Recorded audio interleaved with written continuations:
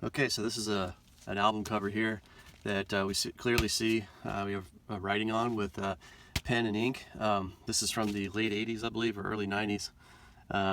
So it's got a nice sheen to it. It's not a paper-based or it doesn't have that paper tooth style cover. And what I'm going to do is I'm going to get the ink off of this, and I'll show you how I do it in just a second.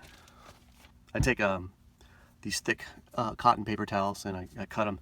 I cut a whole roll in half, so it almost looks like a toilet paper, but it's paper towels, the thick paper towels. And then I can cut that sheet in multiple ways, so I can get a lot of use out of one roll of paper towels. So either that, Q-tips, and then the most important thing is a hand sanitizer, which today, coronavirus and all that stuff, may be a little bit harder to find, but here's what happens. Whatever's in this not only takes off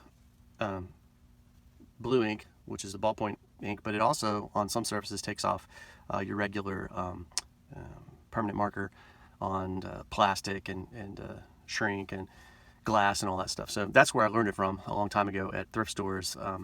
Some people were telling me, some of the people that worked there said, we'll just use hand sanitizer and take it off, and it worked fine. So, so here's what I'm going to do. I take this stuff, I just use a little bit, put a little bit on the paper, on the piece of paper towel here, and then you don't have to have a lot, just a little bit, and you just rub it on there, and you'll see it'll come off pretty quick. Now, what you don't want to do is you don't want to do too much, because it'll completely it'll actually start to pull the ink off the cover itself.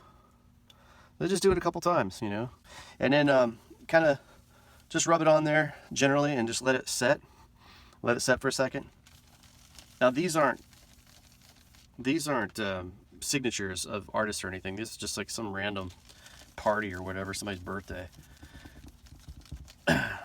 But so you can see here how it's coming off on the paper towel. You can work this as long as you want, but you have to be very careful the more you do it that you don't pull the print up, and what's going to happen is the print's going to get thinner and thinner, and you're going to see the white background. So what else I'll do is I'll take another piece, I'll put maybe a little drop on my finger, and I'll just like hit it real gently with the Q-tip, and you can do it this way too. So you can do this very precisely actually with the Q-tip. You can see that, and that's pretty much it. Just regular hand sanitizer. You can also use Rossignol, which is lighter fluid, which is this stuff here. This is really nice for for covers that get saturated quick and can get peeled up and stuff. This stuff, you can dissolve something quick, but it dries really fast. So, but you have to be really careful with this stuff, because it can leave a smell. But it also works well on gummy stuff on vinyl and everything else. So that's one. You can also use 409. I found 409 to be really good for covers, generally speaking, just cleaning covers and all that stuff, because it doesn't really, I've never seen it eat up anything. It's been a very good cleaning agent. So those, and then you can also use alcohol, but alcohol is not really something I like to use, because it's so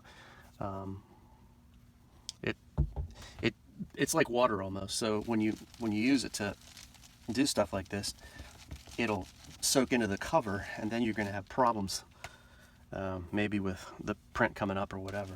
So, but anyway, I'm just rubbing this with kind of like now sort of moderate pressure, and you can see it's all coming out. Now there will be some spots that you can see. You'll always be able to see it in the right light. Like if you can see the indentions where somebody's pressed on it. But somebody else has they've been practicing writing on this too, other places. But anyway, that's the basic gist of it. You know, pretty cool. Learned it a long time ago. I use it every day almost. So anyway, that's about it.